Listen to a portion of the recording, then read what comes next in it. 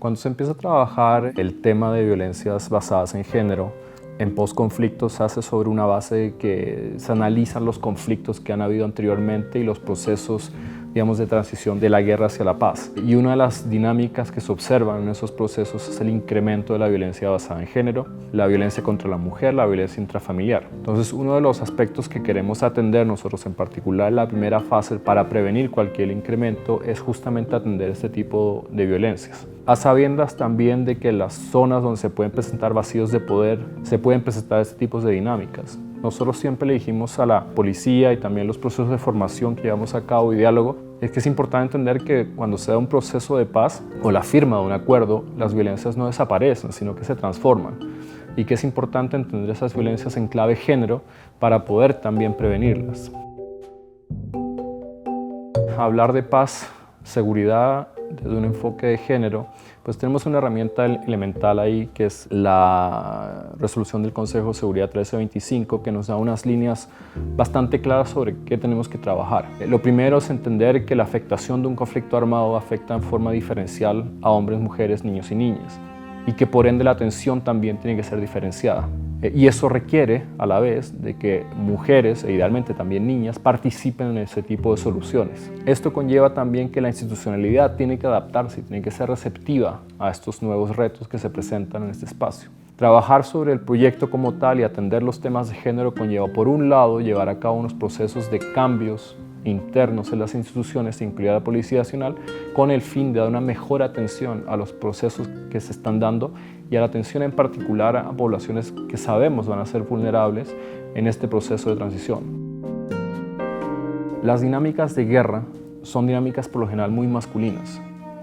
Afectan también en primer grado a hombres, pero afectan en forma discriminada a mujeres y a niñas y niños. Y en particular cuando se dan procesos ya de más largo rango, las dinámicas de un conflicto empiezan a afectar cada vez más y cada vez más a las mujeres. En particular cuando la dinámica del conflicto se va extendiendo y se va cambiando y se van socavando otros mecanismos de protección, en particular para comunidades vulnerables. Entonces es importante crear los espacios para poder dialogar estos temas, para poder crear mayor comprensión mutua, porque hay afectados en todos los sectores de la sociedad y que incluso le puede afectar a ellos mismos al interior de la Policía Nacional.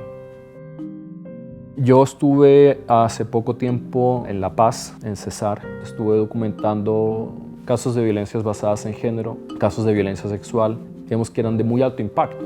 Y no fue hace tanto tiempo. Y desde estar en una situación donde estás atendiendo unas violencias de alto impacto, ahora encontrarte con este tipo de iniciativas y proyectos donde se están creando nuevas sensibilidades, se están creando nuevas formas de comprender las dinámicas de conflictividad que ha habido en la zona y que te permite atender de otra forma, a mí me parece que es un cambio muy radical que se está dando. En el sentido de que poco a poco vas cambiando la razón de ser de la policía, ¿no? Vas cambiando de una fuerza policial a un servicio policial.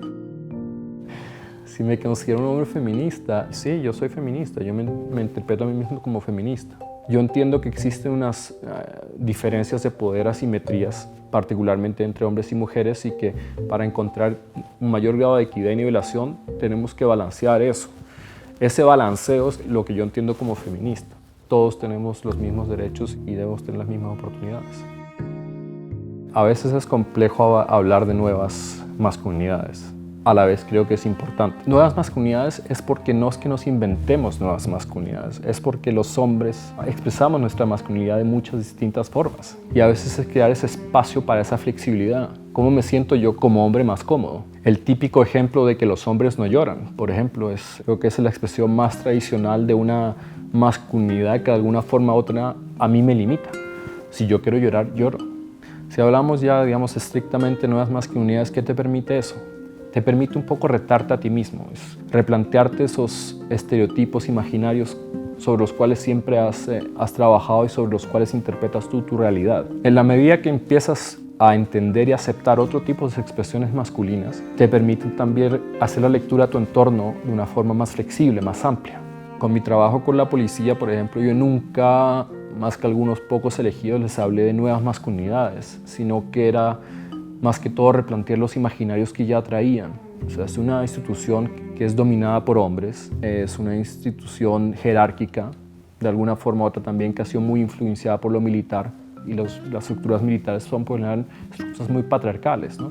Y también es uniformada, entonces el ser hombre en una institución como una policía o un ejército, digamos que tienes que responder a cierto formato. La cuestión es, ¿se sienten todos los hombres cómodos en ese formato? Entonces también empiezas un poco a bajar la guardia cuando empiezas a entender las nuevas masculinidades. Y eso te permite a ti mayor tranquilidad, mayor libertad, creo, como hombre.